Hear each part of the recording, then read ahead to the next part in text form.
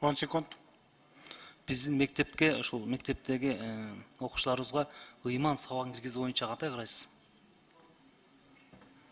Ыйман сабагын жалпы бир диндин негизинде киргизүү бул опурталдуу болот го. Биз конституциянын негизинде светтик өлкөбүз, кире турган сабактын баары тең светтик негизде кириш керек деген ойдомун. Рахмат. Рахмат. Министрimiz айтсаңыз, сиз биздин конституцияга ыйман сабагы киргизгенге туура эмес болуп калат деп айттыңыз да. Эми түздөн-түз ыйман сабагы деп киргизбесек дагы, адеп сабагы деп балдарга тарбиялоо иретинде киргизбесек болбойт да. Азыркы күндө бизди өзүңүз билесиз, биздин балдарыбыз мектепте кандай болуп жатат. Биринчиден ыйман болуш керек. Ыйман болсо өзүнүн ата-энесин, бир туугандарын жана агайын, эжекесин сыйлайт да. Ыйман жок болсо, андай нерсе жок болот. Ошондуктан түздөн-түз болбосо дагы адеп сабагы деп ушундай киргизишибиз керек. Ушуга сиз өзүңүздүн жоңуңузду айтып коюңуз. Ушундай киргизсек болобу, иштейсизби же иштебейсизби ошонун үстүнөн кандай кыласыз? Түздөн-түз ыйман сабагы болсо дагы адеп сабагы деп киргизгиле. Бизди балдарыбызды ыйман менен тарбияласак болбойт. Жооп берип коюңузчу, рахмат. Рахмат. Негизи урматтуу коллегалар. Процедурный менен чыгып суроо бергенге болбойт, бирок министрге айтарым, иман сабагы болбосо дагы дин таануу сабагы. Дин таануу сабагын киргизсе болот да, мурдатан болуп келген. Урматтуу Талант Турмаматович, бир жума мурун эле президентибиздин жарлыгы чыкты.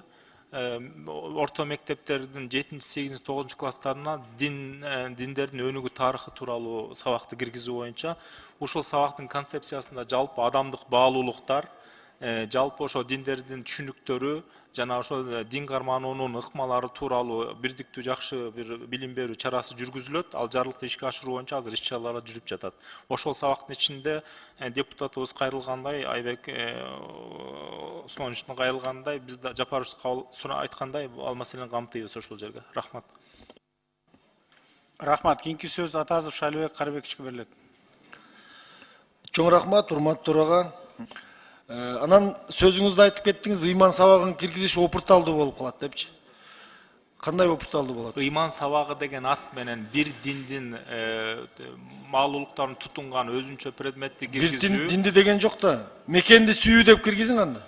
Ал мекен сүйүү деген сабак и так бар. Бул коом таануу деген сабагыбыз бар, адам жана коом деген. Ошонун ичинде мекенге болгон сүйүү, этика, эстетика баары камтылган. Сизде Америкадан бүтүп келген министрлер көп болот да Кыргызстанда, урдап Москвага качып кетип калып атат мамлекетичи.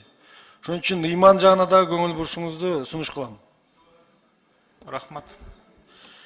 Кийинкиси ушул бюджеттик, урматтуу министр, бюджеттик окуу жайларда окуган медицина тармагындагы быйыл кабыл алуулар кандай болду? Кабыл алуу боло элек. Ошо кандай болот? Кабыл алуу ортун негизинде болот. Жакшы бала алган балдар ошо медициналык тармактарга барып окушат. Дене тарбия сабагын бергендер райондордо кандай деңгээлде? Тарбия сабагын бергендер көбүнчө орус тилдүү дене тарбия сабагын берген мугалимдерде жетишсиздиктер бар. Ошон жоюу боюнча иштесеңиз, себеби иштеп жатабыз. Биз дене тарбия сабактарын күчөтүү менен улуттун саламаттыгын сактоого мектептен баштаган болобуз да.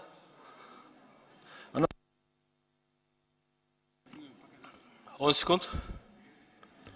Бул мыйзамды колдойбуз, ректорлорду бекитип атканда сизге Кудайдан ыйман сурап калабыз. Ошол таза, билимдүү, патриот ректорлорду дайындашыңызга тилектешмин. Кийинки маселе. Диндердин тарыхын мына президент указ киргизип кимдир берет эми? Жеткиликтүү кадрлар бүткүл айылдарда жок да. Ошон үчүн мен ойлойм, бул маселени инсан 18 жашка чыкмайынча бул эрте мектепте бериш, 7-8 9 класстардачы, 10-11. Буну болсо берсеңер вузда бериш керек. Жана эмеде бериш керек, колледждерде. Азыр кадрлар жок да силерде.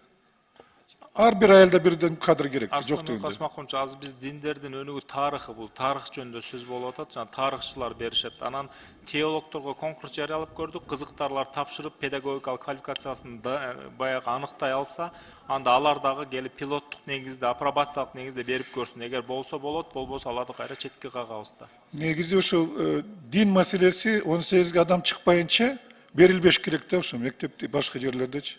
Негизи биз светтик өлкө болгондон кийин аны ошону сакташ керек. Рахмат, бул Светтик өлкө Россия Федерациясында деле ушул сабак бар. Биз киргизген сабактын да окшошу. Тарых берилсе Тарыхы, бир ошо бирок эле 7 негизде класс аларда да эрте бар. да ошол мен ойлойм баары бир. Биз ал жерде кандайдыр диндин пропагандасын жүргүзүү жөнүндө эч кандай иш аракеттер жок.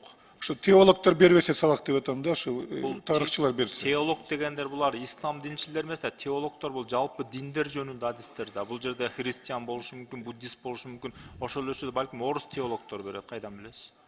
Жок, бул сөз менен бирок практикада башка болот да, көрөсүз да. Ошондуктан биз муну тийиштүү мекемелер тескесин деп Улуттук коопсуздук комитети менен Ички иштер министрлигинин корутундусун алмайын эч ким сабак бере албайт деп талап киргизип атабыз. 10 секунд. Өтүнүч ушул шашпай киргизгилечи ушул маселени кичине бир эме кылып талдап киргизгилечи. Сөзсүз эске алабыз.